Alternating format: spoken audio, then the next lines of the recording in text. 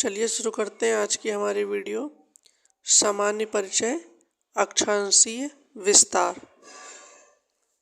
भूपृष्ठ पर विषुवत रेखा, जिसे हम इक्वेटर के नाम से जानते हैं, उत्तर या दक्षिण दिशा में स्थित किसी भी बिंदु की पृथ्वी के केंद्र से मापी गई कोणीय दूरी को अक्षांश कहा जाता है। अक्षांश रेखाएं वे काल्पनिक रेखाएं होती हैं जो पृथ्वी के चारों ओर पूर्व से पश्चिम दिशा में विषुवत रेखा के समांतर खींची जाती हैं। अक्षांश को अंशों, मिनटों और सेकंडों में दर्शाया जाता है। पृथ्वी को दो बराबर भागों में बांटने वाले 0 डिग्री अक्षांश को भूमध्य रेखा कहा जाता है।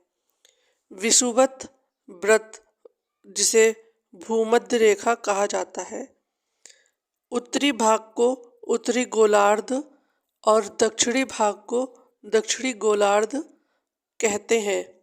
भूमध्य रेखा के उत्तर में स्थित अक्षांश रेखाओं को उत्तरी अक्षांश रेखाएं तथा भूमध्य रेखा के दक्षिण में स्थित अक्षांश रेखाओं को दक्षिणी अक्षांश रेखाएं कहा जाता है। तो चलिए हम लोग चित्र के माध्यम से समझेंगे। ये ऊपर के हिस्से को हम लोग उत्तरी गोलार्ध बोलते हैं और इसे उत्तरी अक्षांश रेखाएं भी बोला जाता है। और ये बीच की लाइन को 0 डिग्री बोला जाता है, जो भूमध्य रेखा होती है। और इसके नीचे वाले हिस्से को दक्षिणी गोलार्ध और दक्षिणी अक्षांश रेखाएं भी कहा जाता है। और अब दूसरे चित्र की बात करेंगे।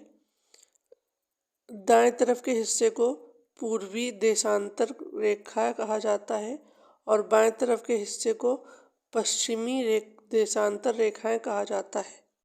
और 0 डिग्री को प्रधान यमोत्तर रेखा भी कहा जाता है। जहां पर प्रधान यमोत्तर रेखा खत्म होती है, वहां से ग्रीनविच रेखा की शुरुआत होती है। तो चलिए अब थोड़ा और विस्तार में समझेंगे।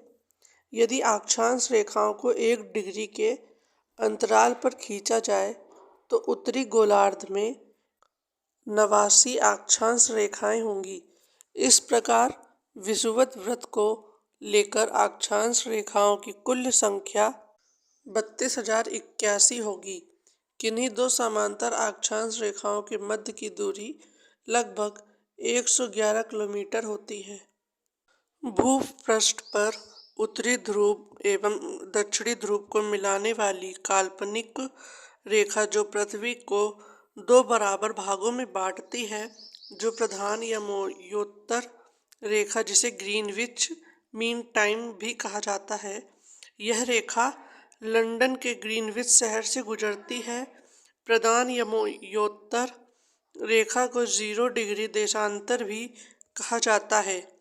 प्रधान यमोत्तर के पूर्व एवं पश्चिम में उत्तरी ध्रुव एवं दक्षिणी ध्रुव को मिलाने वाली काल्पनिक रेखा को देशांतर रेखाएं कहा जाता है।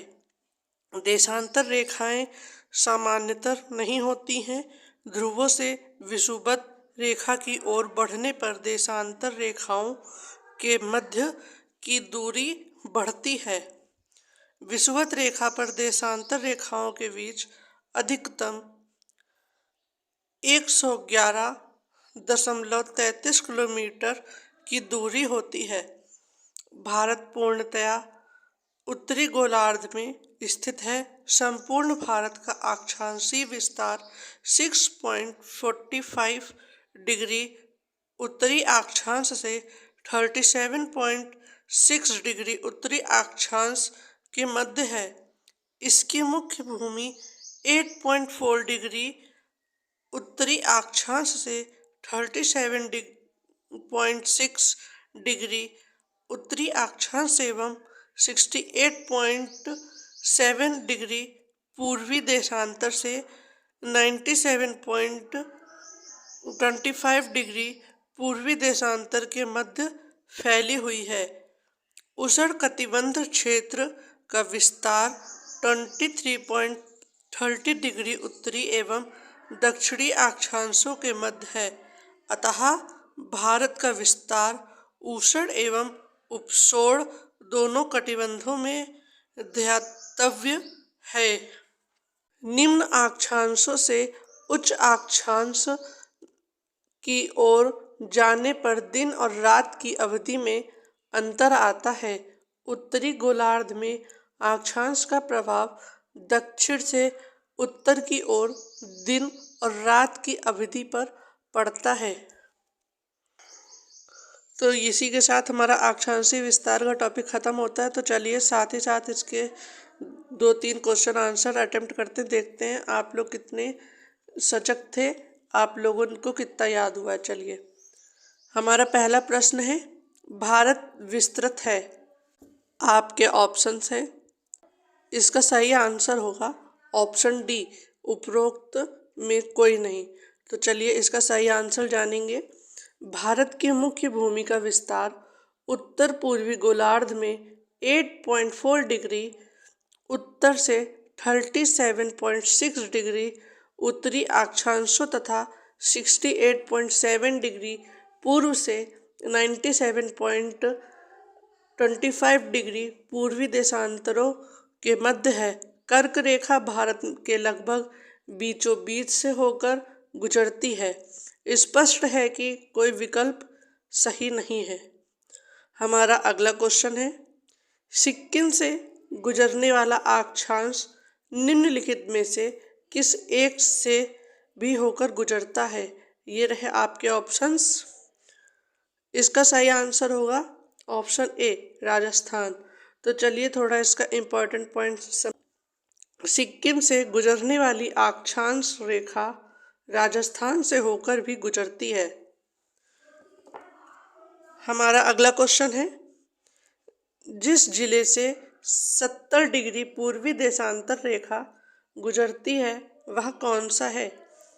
इसका सही आंसर होगा ऑप्शन बी, जैसलमेर।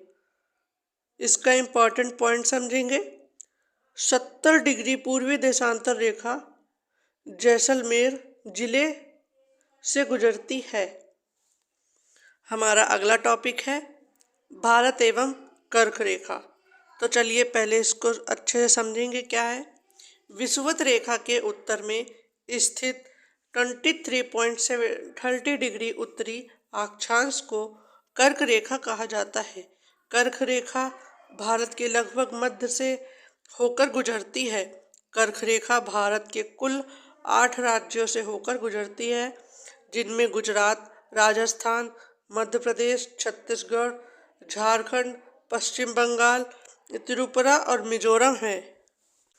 आप सामने दिए गए चित्र पे भी देख सकते हैं कर्क रेखा किन राज्यों से होकर गुजर रही है। चलिए आगे बढ़ते हैं। सूर्य के उत्तरायण भूमध्य रेखा के उत्तर होने के बाद से ही उत्तरी गोलार्ध में दिनों की अवधि बढ़ती जाती है। 21 जून को सूर्य उत्तरायण स्थित के सर्वोच्च बिंदु पर होता है। जून माह में कर्क रेखा के उतर जाने पर दिनों की अवधि बढ़ने लगती है। माही नदी कर्क रेखा को 2 बार पार करती है। चलिए इस टॉपिक का रिवीजन टेस्ट करते हैं। तो चलिए ये रहा हमारा पहला प्रश्न, कर्क रेखा किस राज्य से होकर गुजरती है। इसका सही आंसर है ऑप्शन बी, बिहार झारखंड। थोड़ा इसको विस्तार में समझेंगे। कर्क रेखा पर पड़ने वाले भारत के राज्य कुल 8 हैं, जिनमें आते हैं गुजरात, राजस्थान, मध्य प्रदेश, छत्तीसगढ़, झारखंड, पश्चिम बंगाल, त्रिपुरा और मिजोरम। अतः वर्तमान में उपरोक्त दिए गए विकल्पों में कोई भी सही नहीं है, किंतु प्रश्नकाल में झारखंड बिहार का ही भाग था। हमारा अगला क्वेश्चन है, कर्क रेखा निम्नलिखित में से किन राज्यों से गुजरती है। नीचे दिए गए कूट से सही उत्तर चुनिए। इसका सही आंसर होगा ऑप्शन ए, पहले गुजरात, फिर छत्तीसगढ़, उसके बाद झारखंड से गुजरती है। हमारा अगला प्रश्न है, कर्क रेखा कहाँ से गुजरती है। इसका सही आंसर होगा ऑप्शन डी, इन सभी राज्यों से मध्य प्रदेश, त्रिपुरा और मिजोरम से ही गुजरती है। हमारा अगला क्वेश्चन है, कितने भारतीय प्रदेशों से होकर कर्क रेखा गुजरती है? इसका सही आंसर होगा ऑप्शन बी, 8 राज्यों से होकर गुजरती है, जिनके नाम मैं फिर से याद दिला दूं, गुजरात, राजस्थान, मध्य प्रदेश, छत्तीसगढ़, झारखंड, पश्चिम बंगाल, त्रिपुरा और मिजोरम।